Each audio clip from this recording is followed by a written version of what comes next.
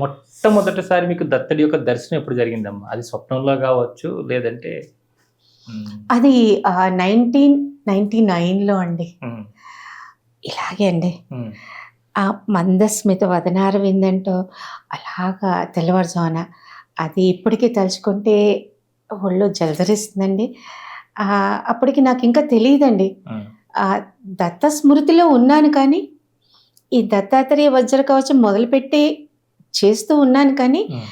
ఆహ్, ఏదో నేను చూసిన బొమ్మలు అవన్నీ కూడా అంత అట్రాక్టివ్‌గా అనిపించలేదు. హ్మ్. But when I was blessed with a beautiful, this radiant figure of my loving Datta, I was, overwhelmed with joy. And then Datta is so cute. అప్పుడు దాకా కొంచెం బోర్ ఫీల్ అయ్యేదాన్ని ఆ రూపాన్ని స్మరించడానికి. I was reluctant.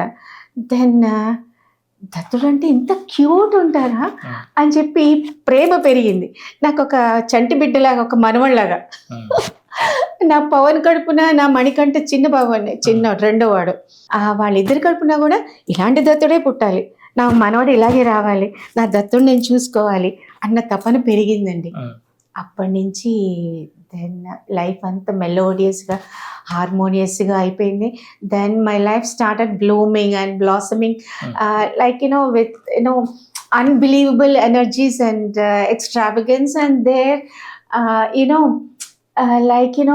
unbelievable achievements and unexpected strange acquaintance with the great souls. And I feel that the life is sanctified. నా జన్మ ధన్యం అయిపోయింది వజ్ర కవచం పుణ్యమాని. ఇది అందరికీ వెళ్ళాలి, అందరూ ఆరోగ్యంగా ఉండాలి. మనస వాచ కర్మణ, భౌతికంగానే ఆరోగ్యం కాదండి, మానసికంగా ఆధ్యాత్మికంగా ఆరోగ్యంగా ఉండటానికి ఇది ఒక నాకు గురుదేవులు అనుగ్రహించిన ఒక దివ్యమైన వజ్రాయుధం. ఇది ఈ దత్త మార్గంలోకి వస్తే చాలా మంది ఉన్నవి కూడా కోల్పోతారు, రిలేషన్స్ దెబ్బతింటాయి, ఏదన్నా ఉండే అవి కూడా ఆస్తులు కూడా అవి కూడా కరిగిపోతాయి అంటుంటారు. అట్లాంటి కష్టాలు కానీ ఇబ్బందులు మీరు ఫేస్ చేశారా? నిజమేనా అదంతా? చేశానండి. అది నిజము అని అబద్ధము నేనేం చెప్పలేను. I faced. కానీ మీకు ఒక important, if you permit I will explain. లిటరల్గా జరిగింది. అప్పటి నుంచి ఇంకా బిలీఫ్ ఎక్కువ అవడం మొదలుపెట్టింది.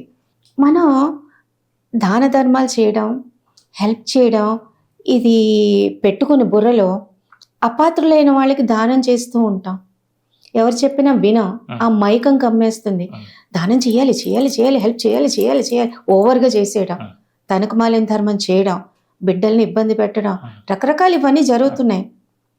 వాళ్ళకి ఇది కనువిప్పు కలగాలని ఈ యొక్క నా పర్సనల్ ఎక్స్పీరియన్స్ మీతో షేర్ చేస్తున్నాను. So I was busily doing. నాకేంటంటే రూపాయికి 2 రూపాయలు పని చేయాలి, ఇదే ఓవర్ యాంగ్జైటీ అనమాట, ఓవర్ ఎంతూజియాజం అంటారు, ఇదే తెలివి తక్కువ పని చేసేది. So I was also stupid. ఇప్పుడు కొంచెం తగ్గిందిలేండి. ఆ టైంలో when I was in the counter, one person he came in Ayyappa dress.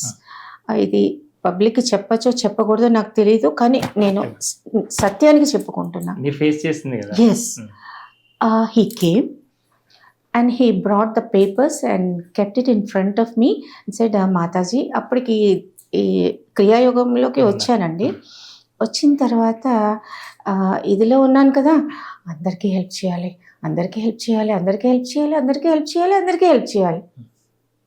నిన్ను నువ్వు మర్చిపోయి తనకు మాలిన ధర్మం చేసాడువా, ఏం తెలీదు అని ఒక తనేదో చిట్టు పాడాడంట. పాడితే, అమ్మాజీ నాకు హెల్ప్ చేయండి, మా అబ్బాయికి చదివించాలి, ఇలాగ అనేసరికి, అయ్యో చదువు అంటే ఫస్ట్ ప్రయారిటీ. మా అమ్మ చెప్పింది, దీనా నీ జీవితంలో చచ్చిపోయేలోపు చక్కగా చదువుకుంటాను అనుకున్న వాళ్ళకి నువ్వు ఒక 10,000 ఇవి. ఓకే అమ్మ, షూరిటీ సంతకం పెట్టండి అన్న. ఓకే, ఒక సంతకమే కదా అనుకున్నా, నా వాల్యూ నాకు తెలియదు. ఒక bank employee, permanent employee, surety సంతకం పెట్టిందంటే వీళ్ళు పోయి వీళ్ళు తవ్వుకున్నట్టు అని చెప్పి వెలగల. ఈ మైకల్లో ఇలా ఎంతమంది ఉన్నారు, లక్షల మంది ఉన్నారు, ఎస్పెషల్లీ వృద్ధులు. హెల్పింగ్ హెల్పింగ్ హెల్పింగ్ అని, they are not helping themselves, they want to help others. మునిగిపోయాను. Where am I to go? నా మొగుడితో చెప్పుకోగలనా? చెప్పుకోలేను. ఎవరికి చెప్పుకోలేను. పట్టుకున్నాను, స్వామీజీ ఫోటో పెట్టుకుని ఏడుస్తున్నాను. అప్పటికి రీసెంట్లీ ఇంట్రడ్యూస్డ్. స్వామి హెల్ప్ చేయమన్నారు కానీ నాకు తెలియలేదు, నేను సంతకం పెట్టేశాను. వాడు ఇప్పుడు మరి నాకు అవన్నీ చాలా సూసైడల్ సిచ్యుయేషన్ అరైజ్ అయ్యింది. ఇప్పుడు ఏదైనా అంటే నాకు మాటికి జై గురుదత్త అని వస్తుంది. నీ జై గురుదత్త ఎలా కాపాడతాడు చూపించు. జై గురుదత్త అంటున్నావు కదా, అంటున్నప్పుడు నీ జై గురుదత్త వచ్చి ఎట్లా కాపాడతాడో అనేసరికి ఈ అవమానాల భారం ఎక్కువైపోయింది. తలడిల్లిపోయానండి. I was sick, bedridden లాగా అయిపోయాను అనమాట. బెడ్ రిడన్ కాదు, కానివ్వరు స్వామీజీ. బట్ ఆ మూమెంట్లో you believe me, it has happened in my life. It is somewhere in 1990s. Subsequent to 1999 అండి. ఒక 3 వ్యక్తులు వచ్చారు సార్. 3 వ్యక్తులు వచ్చారు. They came to my desk and I was crying. ఎవరు అన్ని లక్షలు హెల్ప్ చేయగలరు? ఏదో 10,000, 20,000, 50,000 ఓకే. మరి 12 లక్షలు అండి. 12 లక్షలు ఎవరు ఇస్తారు? దే కేమ్ అండ్ వాళ్ళు ఒకటే మాట అన్నారు, అమ్మా మీ గురించి విన్నాము, మీకు లిఫ్ట్ ఇవ్వాలని వచ్చాము, మీరు కష్టంలో ఉన్నారని తెలిసింది. మీరు ఎలాగైతే సంతకం పెట్టారో మేము అలాగే సంతకం పెట్టి మేము చిట్ రైజ్ చేసి మీరు కట్టాల్సిన డబ్బు వాళ్ళకి కట్టేయండి అని చెప్పేసి వాళ్ళు అక్కడ పెట్టారండి. నాకు ఏమైనా పిచ్చి పట్టిందా లేకపోతే ఏమైపోయిందని I was pinching myself and I couldn't believe and everybody was amazed. Like అంత డబ్బు వాళ్ళు కట్టలు తీసుకొచ్చి అక్కడ పెట్టడం ఏంటి? ఎవరు? తెలిసిన ఫిగర్ అయితే అది వేరే సంగతి. నేనే ఒక స్పెల్ బౌండ్గా ఉన్నాను, నాకే తెలియదు. నేను ఒక క్వశ్చన్ మార్క్లో ఉన్నాను. వీళ్ళంతా చూస్తున్నారు, జయగురిత మేడం అంటే నా పేరు మర్చిపోయి జయగురిత మేడం ఏంటి ఏమోండి నాకు తెలియదు అన్నారు. దెన్ అది నేను జస్ట్ ఇలాగా అంటే పరసొమ్ము అది నిప్పు అని చెప్పి మా అమ్మ చెప్పేదండి. అదే భయం అనమాట. కానీ ఇప్పుడు can't but I have to accept. ఇంకా మంత్రం చెప్పుకొని నా హనుమయ్యకి సారీ చెప్పుకొని ఇటువంటి పరిస్థితి ఇంకెవరికి రాకూడదు, నాకే కాదు ఇంకెవరికి రాకూడదు, ఏదో ఒకటి చేయండి స్వామి అని చెప్పేసి అలా టచ్ చేశానండి. టచ్ చేసిన వెంటనే 3 డిసపియర్ అయిపోయారు. నాకు అందజేసి అది కట్టేసి నా ఉద్యోగాన్ని నేను కాపాడుకున్నాను. దీని నుంచి మీకేం తెలిసింది?